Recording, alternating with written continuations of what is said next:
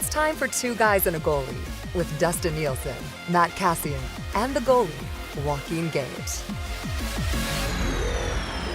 Good afternoon on a game day. Oilers Canucks game 5 coming up later tonight. This is Two Guys and a Goalie, two Matts and a Goalie edition of it, though. Matt Iwanyk, Matt Cassian, Joaquin Gage with you here on Two Guys and Goalie, presented by a GS Construction, setting the industry standard for 50 years with quality, efficiency, and safety driving their success. GS Construction has a foundation built on teamwork, and now they want you to become part of the team. Visit gsconstruction.ca, click Ready to Work, or visit their page at indeed.ca. With the Next Person Up program at GS Construction, it's not just a job, it's a career. Dusty, he's WHL championship awarded last night, so he's on his way back to Edmonton. He'll be back in the studio come tomorrow, so you guys are with me today. Gager, we were on the hangout earlier. Cass is back here today. Cass, how you doing today? I'm good. I am good. Say it's my youngest birthday today. So we got a little birthday celebration going on around the house. But yeah, we're good. We're good. Happy the Oilers won. The city didn't burn, so that's it's a positive thing. How old? 4 years old today. Oh, wow. So what do you guys have planned? I don't. I'm just gonna do what I'm told. That's the plan. Just do what I'm told. Yeah, listen, and obey. So yeah, we'll be. I don't know. We'll do something. I'm just like, whatever it is, we got to be back by time for the pre and post game show, the Oil Stream with Tommy Gazzola. Got to be back for it. So. When's bedtime? Like that doesn't start till 6:30. I know. Well, bedtime's after that now. The kids are getting older, so it's they're usually awake. Usually they're awake by the time the pregame show starts. But we'll be back for it, which is good. So I don't know what's going on, but we'll have some fun. I can tell you that much. I think if memory serves correctly, for my daughter's 4th, I think I had a jumpy castle in the backyard. That was a lot of fun because I also brought out. When kids are that age, Cass, it was more of a festival for the parents because you could kind of it cost me more because of the booze I had to buy for all the parents. I had the Margaritaville crushing margaritas it was a little bit later. It was always a nice day, but yeah, and even some of the parents got into that jumpy castle later, which probably wasn't the best idea, but that sounds like fun. You were the first one in there, Gager. No, I never went in there. Not a chance. Yeah, me and latex doesn't work, Cass. You're allergic. Yeah. GCL Diesel Oil Stream pre and post game show with Tom Gazzola. He'll be at Hudson's White Ave tonight. 6:30 is the pregame, as it's an 8:00 start for this game. And how you boys feeling going into this one for the Edmonton Oilers? Start with you, Kaz. Like as you said, the Oilers got the win last one. The city didn't burn. People aren't upset, and the tide's turned. People are feeling pretty happy. But for you, as you look to this game for the Oilers, actually, I'll go with this way. Dusty was talking about on the morning show today, just he can't get a feel for this series. Have you been able to get a feel for this series? I've started to, I think. I just think Edmonton finally played, and it still wasn't a completely complete game, game number 4, but they played a more complete game where it's like, they didn't shoot themselves in the foot in that game. And with that being said, Vancouver's still a good team. They make a push, they get back into it. But Edmonton finally was like, they were in the driver's seat for more of the game, and we hadn't really seen that all series. Now we'd seen them do it for a period at a time or 2 periods at a time, typically where they were chasing, but this was the first time we saw Edmonton play with the lead and actually play with the lead. So I like that I like for the most part the way they played when they were in front. As far as the overall series goes, I mean, we knew it was going to be tight.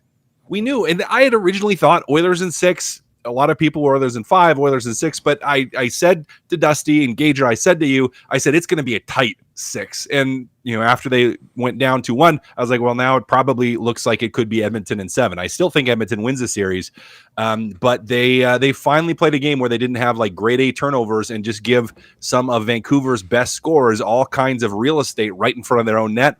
But yeah, I mean, at the end of the day, I think Edmonton, when they're playing at their best, is a better team than Vancouver. But it's still going to be tough. It's going to be tough the rest of the way.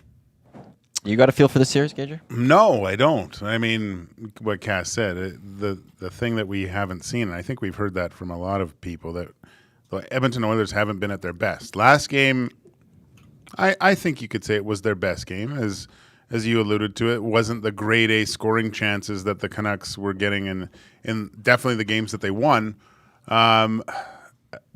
I just want to see everyone at the high level that we saw, and I know it's hard because in different parts of the season, I think your team matures and actually gets better. So the 16 game winning streak, I don't think you can really equate to now, just because it's the best 8 teams remaining, right? So, but I still, to a man, I don't think you've had that consistent grade A effort and execution level throughout the whole Oilers lineup.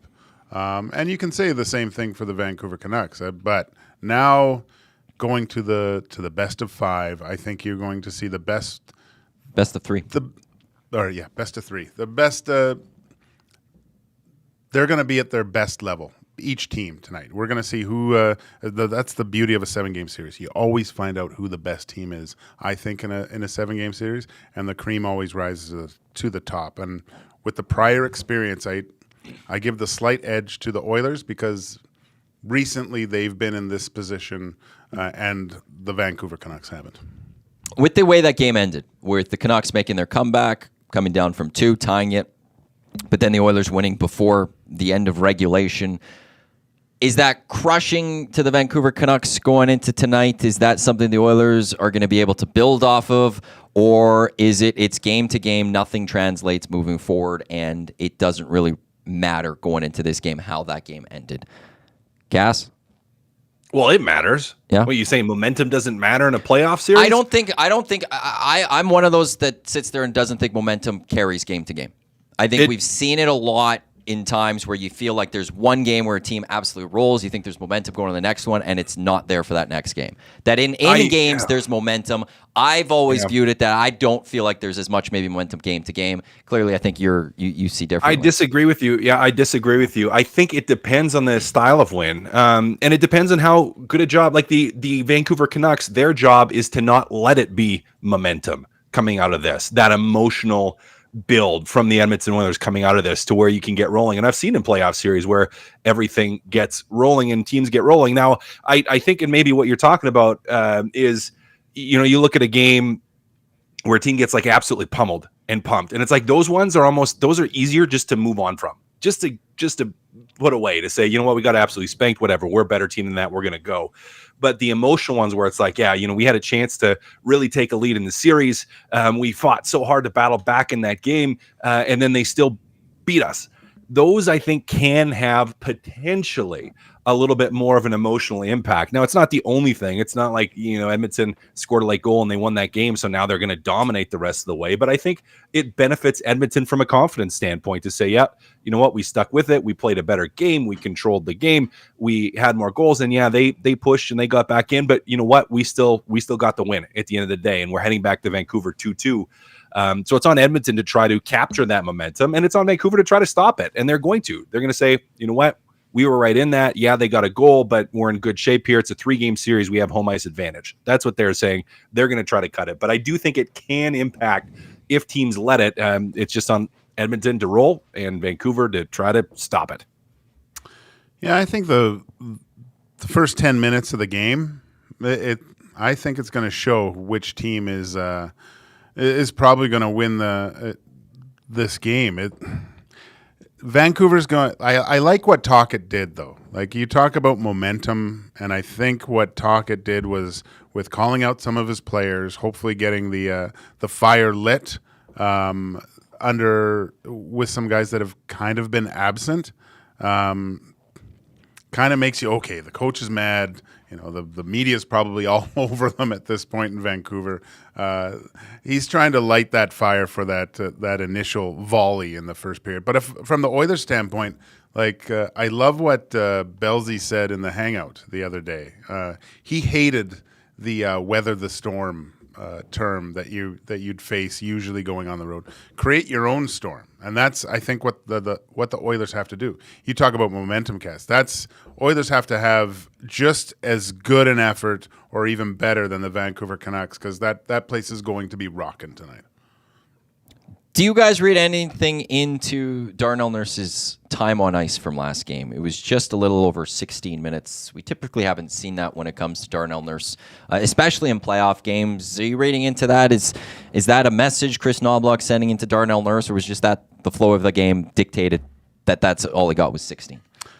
Well, the one thing I heard when I saw his time on ice was, well, who distributed the ice time at that point? Was that something Paul Coffey saw, or was that Knobloch talking in between too? It's probably a little bit of both, but to pull back Darnell Nurse's minutes, that's it could be a little bit of sending a message at this point. That, again, another way to light the fire and get a little bit more. I think Darnell Nurse has been okay. I think need more from him if you want to advance. So look to him to have a better game. Hopefully that we've never seen that before, and the Oilers haven't been in a position to really ever cut back his minutes. So yeah, that's one of the subtle little things that I'm going to be watching tonight, how he's implemented, and if he what type of game he actually has. Cass? Well, if we look, and I hate plus minus as just evaluate everything type of stat, but his plus minus this series hasn't been very good. Yeah. Think he has struggled at times among some of the other defensemen as well. But I think it was just indicative of his play. It has been, where they maybe don't trust him right now, and maybe it's just the series, maybe it's just stylistically how Vancouver plays. But Darnell hasn't been as good as you would like him to be. And he's one of those key guys back there where it's like if Darnell is playing really, really well, their chances of winning go dramatically higher. But he's had too many times in the series where he's kind of been caught halfway in between, caught out of position a little bit. So I probably think it's indicative of his play thus far in the series. Now, will that be the rest of the way? I don't think so. A lot of potential for him to turn it around, and we probably will see his minutes go up here this game, but it also just speaks to how much they value Matthias Ekholm and Evan Bouchard right now, where those are the guys that are getting the lion's share of minutes and that are getting the tougher minutes and getting just more minutes in general, and just speaks to how well those two are playing. And I like the fact that, obviously making the decision to not play Stuart Skinner, that was probably quite stressful. That's a massive decision. That's like a hero or goat situation. Oh right? my gosh, it's the cojones are massive in that scenario, and you could say that kind of led into the next game too, with the drawback of Nurse's minutes, right? Like to do something like that too is, it's I kind of like it. It's a little refreshing from just staying the course. This is a coaching staff that's willing to make adjustments that normally wouldn't be done for, in their eyes, the best interests of the team, and it's hard to argue with the results so far. There's a lot of criticism too right now on Cody Ceci too, and just overall that pairing Nurse Ceci.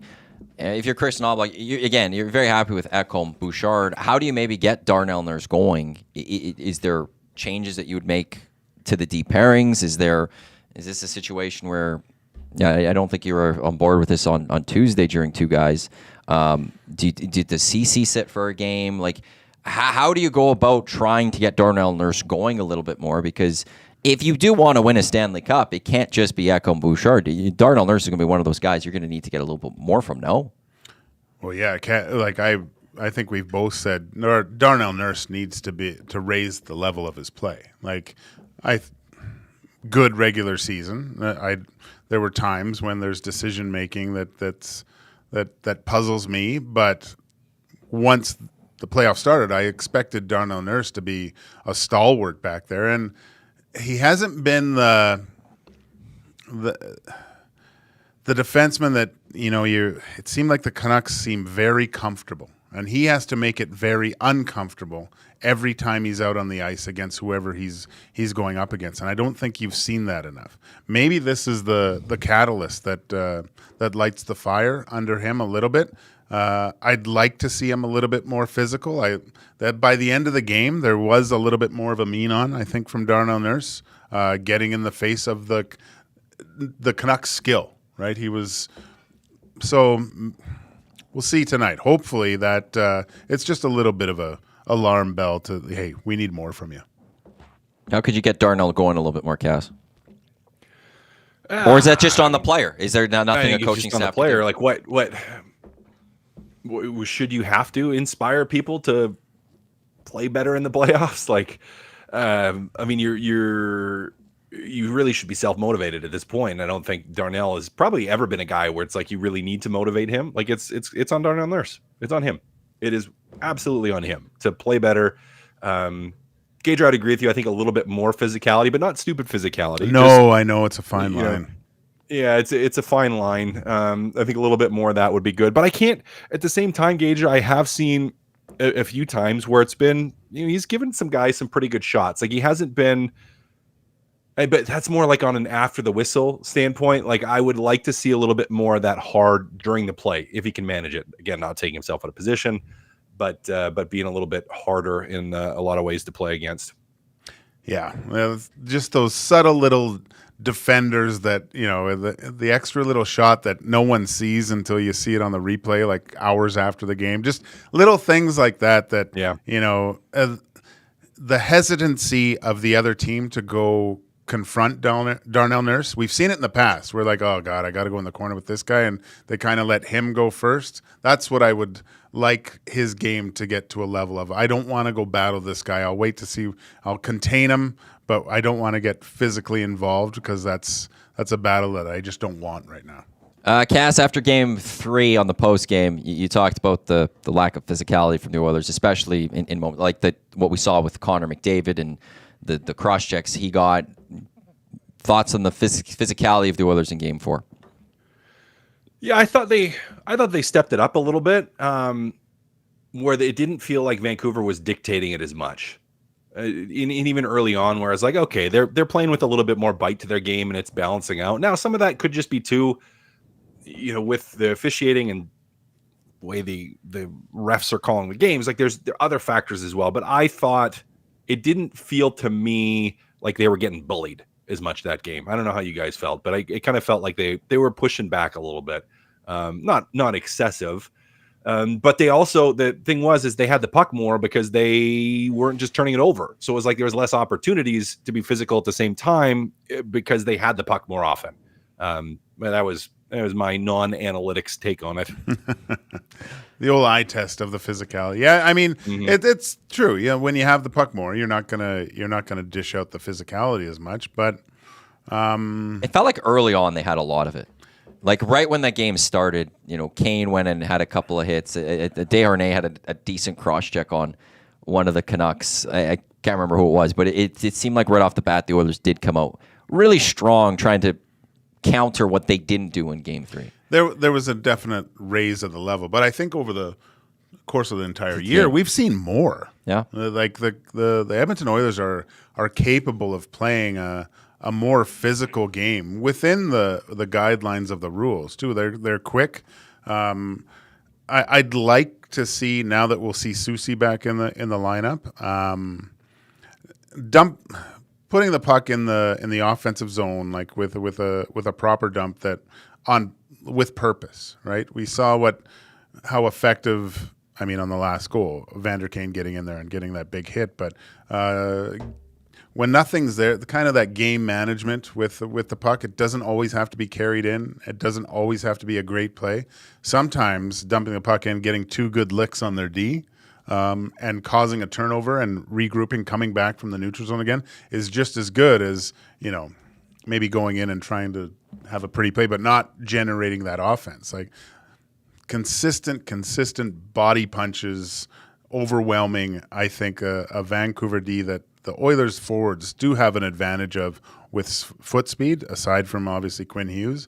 But I think they have to do a little bit more now that we're getting into the latter part of this series is take as much as possible out of the Vancouver D as you can. Still to come here on Two Guys and a Goalie. We'll have a qualifying opportunity to the Great Outdoors Comedy Festival, July 12th through the 14th, Kingsman Park. Alley Cat, the official beer of the Great Outdoors Comedy Festival here in Edmonton. Friday, Andrew Schultz, Shane Gillis. Saturday, Kevin Hart. Sunday, Burt Kreischer and Whitney Cummings. Saturday, Sunday tickets still available at greatoutdoorscomedyfestival.com. The Friday, completely sold out, but we want to qualify you for a VIP table for that night, so stay tuned for that. Also, our Coolbet Edmonton Sports Talk parlays, they are up. We built these during the Hangouts. The main Edmonton Sports Talk parlay, McDavid, 2 or more points. Draisaitl Bouchard, 1 or more point. Zach Hyman, 3 or more shots. Over 1.5 power play goals, so 2 or more power play goals, and the Edmonton Oilers to win. That's plus 500. Go to coolbet.com, click on exclusive, scroll down to the Sports Talk parlays. It's in there. And then we built the off the schneid parlay, which is 1 point for Hyman, 1 point for Fogle, 1 point for McLeod. If all 3 of those get off the schneid tonight and get that point, plus 1,000. We've got that one up at Coolbet. So if you're looking for a little fun, that's the one you sprinkle. You just sprinkle a little bit on that one. But plus 1,000 for that one. Maybe tonight's the night. The Oilers just light it up, put up a bunch of goals. Everyone's getting points. And Fogle and McLeod especially get that point. Hyman gets that point, and boom, plus 1,000 hits. So we'll see what happens on that one. But the main Sports Talk parlay, we got it plus 500 today.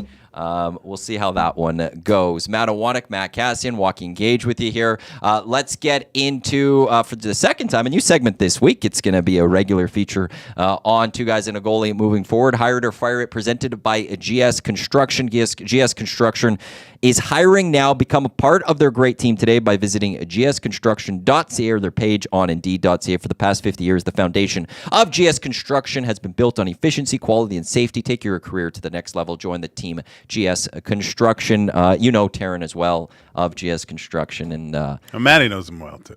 Oh, do you know him as well, too? You're muted. You're muted, It's been Cass. so long since I actually got hit with the mute button. Yeah, I know Sandy too. Great guy. Great guy. Huge bush. Good leader and all that. Huge. What'd you say? Don't worry about it. I'm just going to leave that one. That was good. A guy you want in the locker room, I would assume, if you're building a team at playoff time. Good locker room guy. Oh, my Get gosh. you going. Yeah.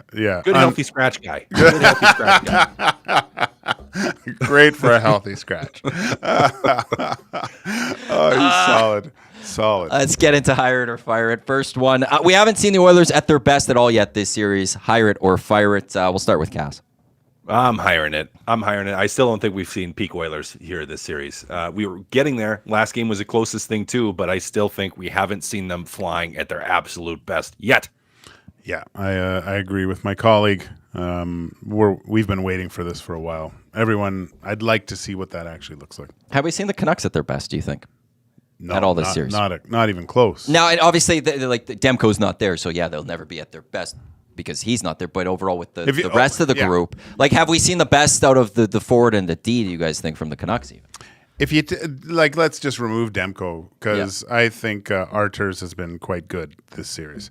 No, because Pettersson is one of the top players in the league, and he's been Casper this whole series. Yeah, he's been quiet. I said he's a sleeping giant. If he awakes somehow, it provides another wrinkle in the Oilers' plan to have to deal with. But again, you could say the same thing on the other side. Fogle hasn't been the player that we've seen. McLeod, not even close, right? It's funny how I know he hasn't played and he's injured, but Adam Henrique, that's a huge piece of the Oilers puzzle that's not available to him. There's a lot more, I think, from both teams that you could probably that would raise the level of this series even more. But again, I think if you look through all the boxes and check them, it's still a slight edge to the Oilers, even if both teams are playing at their best. I bring this up because Chris Knobloch wouldn't confirm who his Game 5 starter is. But the Oilers should go back to Stuart Skinner tonight for Game 5, hire it or fire it. Gage, I'll start with you on that one. Yeah, you got to start with him. You fire it. You don't mess with a winning lineup. It's there's too many. If you look at the past, guys have gone in and gone on runs, and I think you just don't leave the hot hand at this point. Pickard played great. He made the key saves that the Oilers needed at key moments. That's all they needed. Tonight might be a little bit different story. He might have to take a few away, but from what we've seen, his body of work through the regular season, he's completely capable of that. Cass? I mean, I'm a huge Skinner homer, as everyone always points out and yells at me for. So I'm going to hire it. I think you go back to him. You gave him a game. The Oilers finally played well and limited some of those grade A scoring chances with Pickard and net. And if they can do the same with Skinner, I think you're better off. Skinner is a better goalie. Now, Pickard played well. He has played well in relief during the year when he came in. But I just think you're taking a risk by that. Like, even I was texting Tommy and YTT during the game 4, and when Vancouver scored those 2 goals, and I'm like, it's Skinner's fault, both those goals, right? Like, because no one was going to sit and look at those and be like, well, Pickard should have had those, man. Like, Paul Pickard put Skinner in because they were 2 deflections. Like, that's what Skinner had to deal with. And a lot of the goals he scored, like, there's been a couple that weren't great. There for Stuart Skinner during the series. There have been. But a lot of them, it's like, yeah, the double deflection with 3 guys in front of them, and people are like, "Ooh, we need a save." It's, so anyways, I could go off for a while on this. I would go back to Stuart Skinner if it was me, so I'm going to hire it, even though Gage disagrees. Isn't that a big risk in itself to change such a winning lineup in such a way where you had the entire team play well with Pickard and Ned? Like, there was just an overall better game we saw. Isn't that a big risk in itself to then go to the team like, yeah, we're still going to go back to this other guy, even though Pickard, yeah, great job. Yeah. Okay. Of course there's a risk to it. You took a huge risk putting Pickard in game 4. So yeah, there's a risk to it. You guys just talked about the cojones, I believe the word that was used and bandied about was Knobloch's got some cojones for going to Pickard and for adjusting Darnell Nurse's ice time. So have some again and roll the dice a little bit. Well, the Oilers their morning skate has begun. Adam Henrique will be taking part. This is according to Daniel Nugent-Bowman. So the Oilers now on the ice out in Vancouver. We'll keep tabs on what's going on. I would expect that Knobloch will announce who his starter is today. If it's Jay Woodcroft, he wouldn't.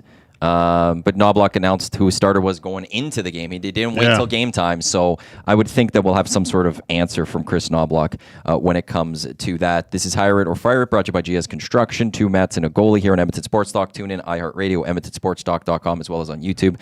Number 3, Cass, we'll start with you. Oilers play a better defensive style overall when Calvin Pickard's in net. Ooh, this is a tough one. I'm gonna fire it because I don't think that's been the case for most of the year. I think now they played a better game in game 4 defensively in front of them, but I don't think that was like the standard that we saw over the course of the regular season, and we only have 1 playoff game to evaluate that with. So I'm gonna fire it. I'm gonna hire it, but at a contractor status, because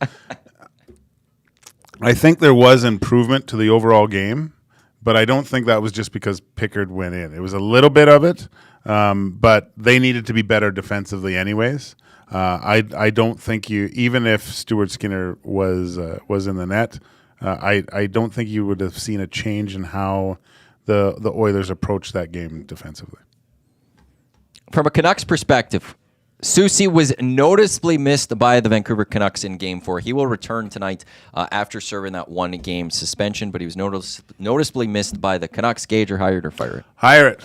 I mean, this is the thing when you have a guy that maybe his results don't show up on the scoreboard that much, but he's definitely noticeable when you have a minute muncher that comes out of your lineup. I think the Oilers did exactly what they should have done. They took advantage of the whole situation. They were probably able to get a lot more zone time without him on the ice. So, he's it's going to be a different type of game with him back in the lineup because he is a reliable, really good, aggressive NHL defenseman. Yeah, I got to agree with you on that one, Gager. I got to hire it. He is noticeable out there. Plays well, eats minutes, plays good minutes, solid minutes, doesn't make many mistakes. He's a steady defenseman, and you are always going to miss that in the playoffs. Last one, Rick Dollowall from Vancouver. He had this yesterday, that Demko making big strides. Team will see where he is in 2 to 3 days. Game 6 or 7 possibilities for Thatcher Demko to return potentially to the lineup to the Vancouver Canucks. Start with you, Cass. The Canucks, they should go back to Demko once the medical staff clears him. Hire it or fire it. Ooh, see, this is a tough one because I feel like it's a tweener. It all depends on what happens today.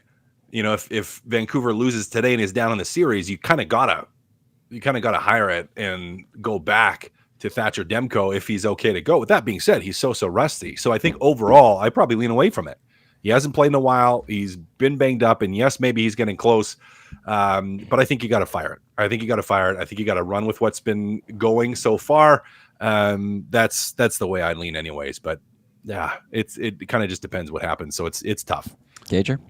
Well, Cass is saying that Rick Tocchet has no cojones, I guess. No cojones. That's exactly word for word what I said. We'll have that as the quote for the podcast later. Cass, Rick Tocchet, no cojones. I don't know. It's not great because I like to get into the banter with Cass, but I got to agree with you. It's I don't know. You can't do it. I'll disagree on one part. Even if the Oilers or the Canucks lose tonight, I don't even think that you go to Demko.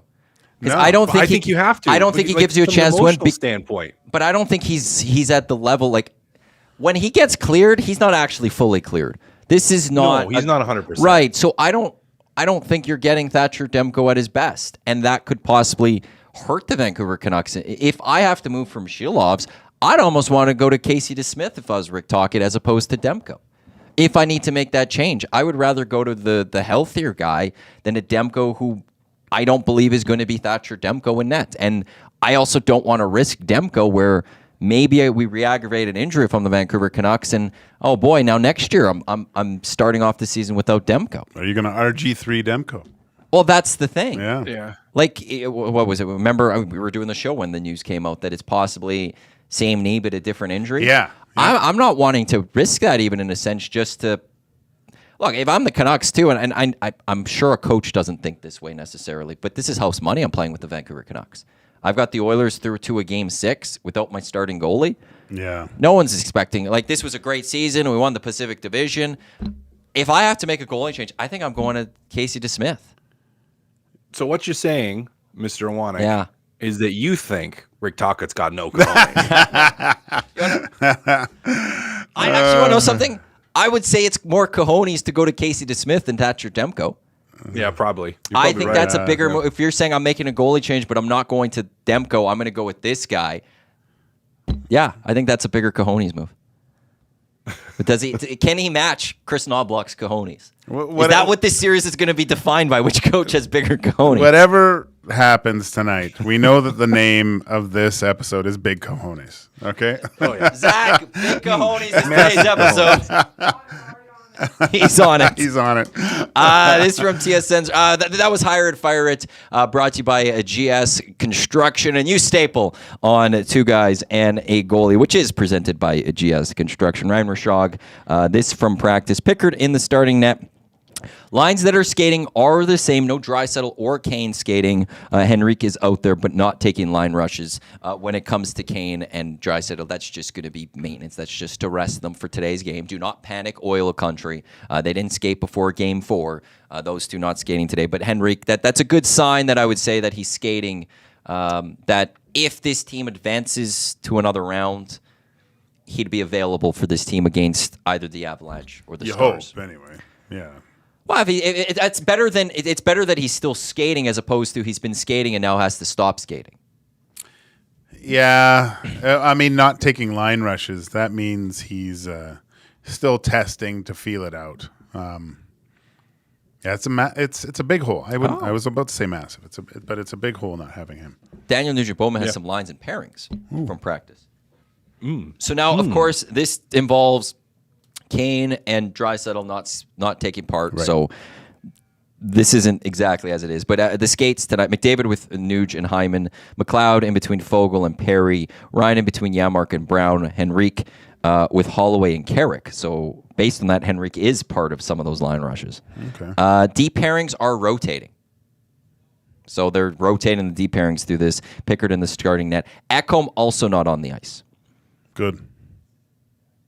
But as Daniel Nugent-Bowman says, based on this, lineup should be the same for the Oilers going into from Game 4 going into Game 5. But deep pairings rotating. Well, with Ekholm out, yeah, you're gonna. There was some talk of this team going to 11-7 going into Game 4. Would you guys at all consider 11-7? Would you try to get Broberg in there? No. No, I looked at the 11-7 and thought it would be a good idea because of the play that we saw from Dylan Holloway. So a lot of people, is he going to be in the top 6? And I thought maybe not in the top 6, but the 11-7 allows Holloway to play with either McDavid or Draisaitl in a double shift situation. Now that we saw him elevated onto Draisaitl's line with Kane, I liked the way that looked. I think you still say you keep it 12-6, just because of the way that looked. I think you have something there. I don't think you go 11-7. Cass, that was a quick no on Broberg. Yeah. Why? Why? He's gonna come in and play 20 minutes and get first star. No, why? Oh no. I'm trying to think of the counter to that. The one, well, if you're not happy with Nurse and CC's play, it's a way to have another defenseman there that you can mess with your lines a little bit. Your pairing. So you trust Broberg? Yeah. You trust Broberg to play those minutes? Yeah, again, I don't have a counter to that. No, because there is none. Why? No, the only you're not doing that. The only way you see Broberg is if there's a significant injury and one of these guys can't play. I think he's ahead of Stetcher. Do you? I think so, just because. Then why would you bring in Stetcher? Just break glass in case needed. Yeah. I like him. I liked how he played. I thought there was something there. It would have been nice to have more of a sample size to see what he can actually do.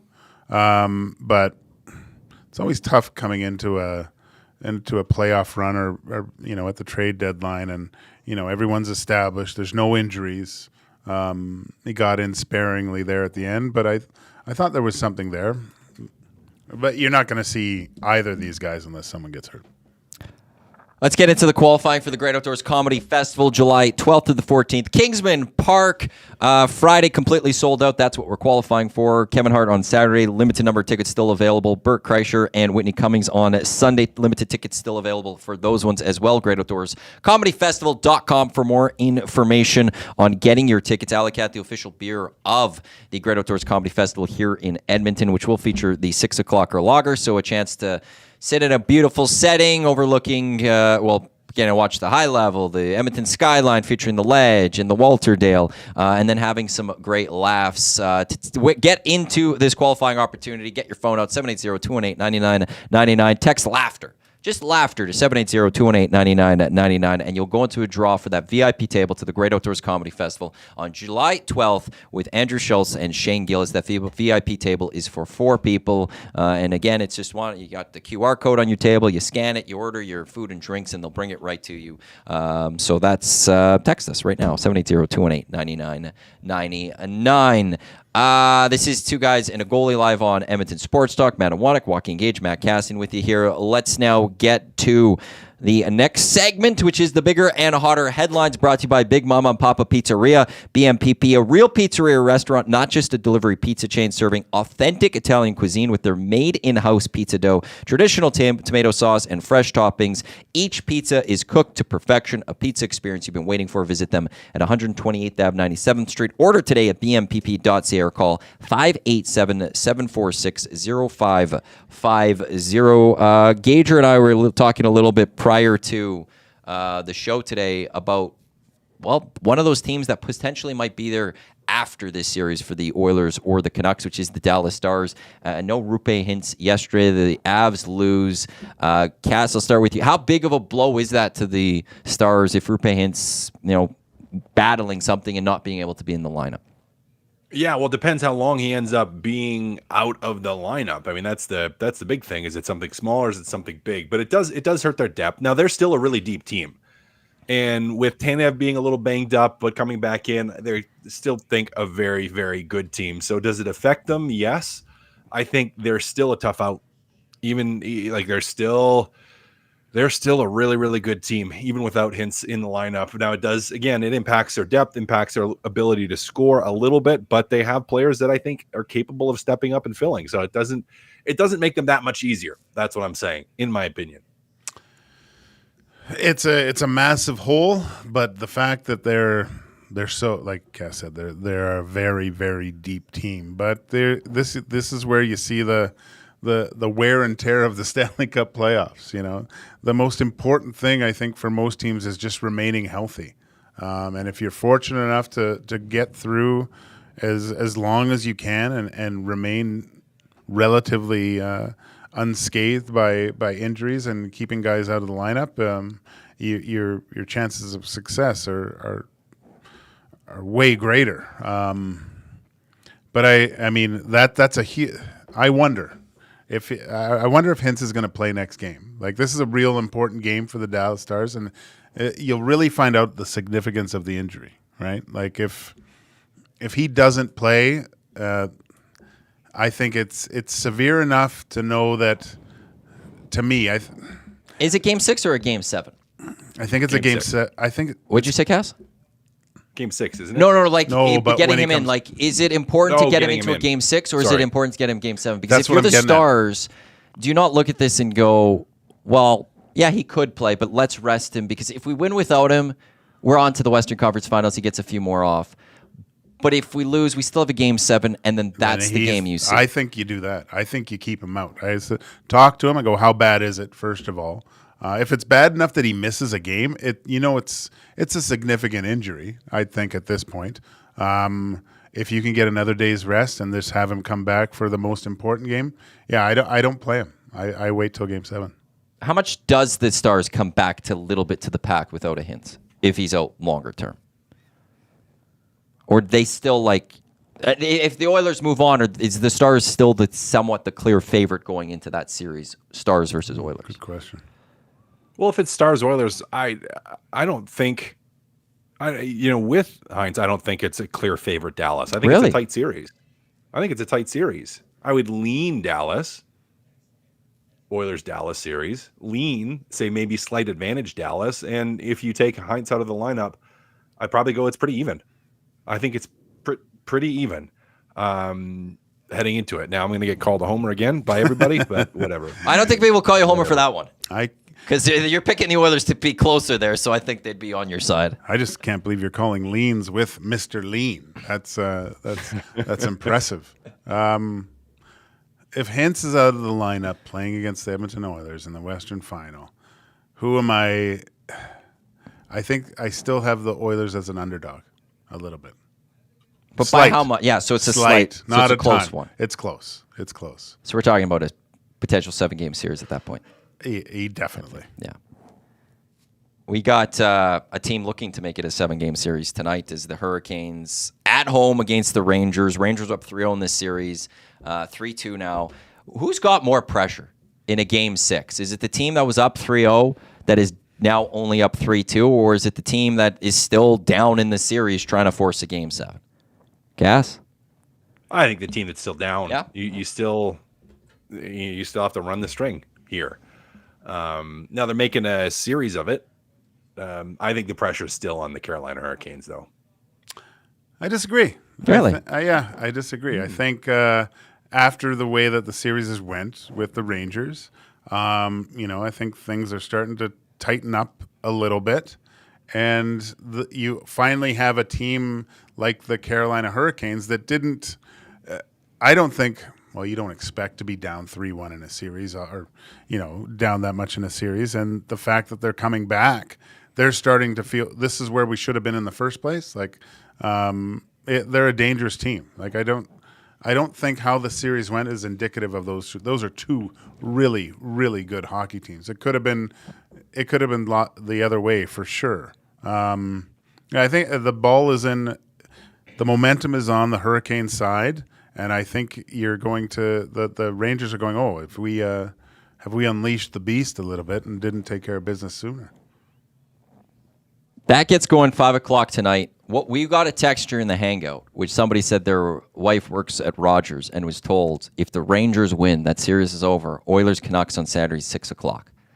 So if you'd like an early game on Saturday, what's that offer? Is that a good offer, or you got some plans? Okay, so I would love that. So then there you go. If you're an Oiler fan tonight, you might want to cheer for the New York Rangers if you're looking for an earlier game on Game 6. Yeah. Not many times do you hear the ecstasy of Cass in certain He was things. very excited there. That was great. That was great. There was a lot I'd of actually be relief able there. to have like a rational thought on the post-game show. I wouldn't be just like trying to keep my eyes open. Look, That would be fantastic. in the end, there's only like max 3 more games of this for the Oilers because they get to a conference finals, 6 o'clock starts. Yeah. They're jumping up. That's what we saw when the Oilers took on the Avs a couple years ago. Right off the bat, we've just got some earlier start times. So if the Oilers finish this off and move on, we've got it. We got through it. We got through the tough times. So just a few more. And we will be good. That was Bigger and Hotter Headlines brought to you by Big Mom and Papa Pizzeria. You boys ready for F1 this weekend? Imola? Made a couple changes in my lineup. Did you make changes going into last week? Or like the last race? Minor. Yep. I haven't looked. Yep. This is not major changes. This is a big Yep, weekend. I'm just pulling up my teams here. This is a big weekend for a lot of people because In the fantasy or in in the real fantasy and in both worlds. Okay. Both fantasy world and the real world. Because I've been reading. I'll put out a video maybe later today to the group chat. But there's a lot of upgrades coming to these cars and even to Red Bull, which is fascinating to me because you've seen these. This is the brain of Adrian Newey to see what that actually means. Because if we've seen the pack kind of close up, and obviously with the way McLaren looked last week or 2 weekends ago, but McLaren's got upgrades again. But Red Bull, Mercedes, Ferrari, Aston Martin, all through the board, everyone's looking to have a little bit more time, and usually. This is where the wind tunnel testing time that you get in the off season. This is where it's going to hurt Red Bull. This is where this is supposedly 2 years ago. This is where they said that Red Bull was going to be reeled in a little bit more. So they're scared of McLaren's performance from a couple weeks ago. Well, I think they know that teams have a little bit more, but again. Adrian Newey. This is how they talk about. They say he's more valuable than most drivers on the grid. So throw a bunch of money at him if you're any of the other teams because he's leaving. Exactly.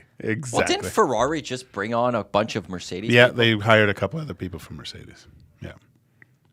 So what changed? Like, how, you're not pulling chips yet. Cat. Me? Yeah. Oh. Yeah. I don't think anyone touches a chip this weekend. No, it's this tough. is too risky. It's too tough to grab a sprint weekends are chip weekends, and then you see at the end of the year. Then if you have some held back. But even if it was sprint, with all these changes coming, that's a big risk to try to do anything. Like even you making any sort of changes this weekend, I think is a little risky. Minor changes. Yeah. Minor changes. We'll see. Yeah. Minor. I didn't say major. I know, but any changes that you're trying to make it. Look, one, you've got a winning lineup here. But again, this is the guy that wants to start Skinner net tonight, so I guess that shouldn't be a surprise. Yeah, here's the thing. is I am always looking as I should, as any GM is always looking to do. I mean, if you have the chance to increase your salary cap, and if you have the chance to do that well over a period of time, even if you give up a couple points to do it, because you still have a good lead. Now, Matt, you've made up some ground. I did, but I used chip. I used the big chip on that one. Well, actually, last week I actually had a decent week and I didn't use anything. But last week you had a decent week. You made up a couple points. Yeah, which was you had a great week. But I am always looking to say, how can I just get my team better and better and better and more valuable so that I can get drivers that are producing points in there. So it's always about, no seat is safe in my lineup. No seat is safe. in my lineup. What a harsh team principal. Yeah, just you know what? It's got to be reasonable and fair, but it's got to be cost effective for where I'm at as a team. And you know what? There's just always making some changes. He was second and third last year. He's sitting 1-2 right now. Maybe we all have to be a little more ruthless. We do. Like if any, Cass is cojones. I think we could go with that one. Cass has got cojones. Massive F1 cojones on Cass. Speaking of, I had a nice little doctor's appointment yesterday that was about that. Oh, sweet. That's, that's a scary proposition. Campfire talk on that one. The old snip snap. Conversation. Oh, there you go. Oh, the conversation for it. Yeah. That's just the conversation for it. Just the conversation. Do you know the number one time of year for people to get that done? You know what the answer? Yeah. Do you know, Cass? No. March Madness. Yep. Apparently in the U.S., the highest number of vasectomies that happen is March Madness because guys just go home and watch March Madness all weekend. Watch March Madness. Cass, just smart. remember, Smart. it's not vasecto you, it's vasecto me. All right. Me. Yeah. I love when they're back in Europe. Oh yeah, this is F1. great. It's I got the house to myself too. This is unbelievable. Where's the son? He's my 18-year-old son / roommate. You mean? It's hilarious with him. God, yeah. I have a roommate right now. It's that I share DNA with, I guess, but it's great. Justin Obelgoni made it to season 5 of Drive to Survive. This series has me hooked. Yeah. It got all of us. It sucked us all in, and now we can't let it go.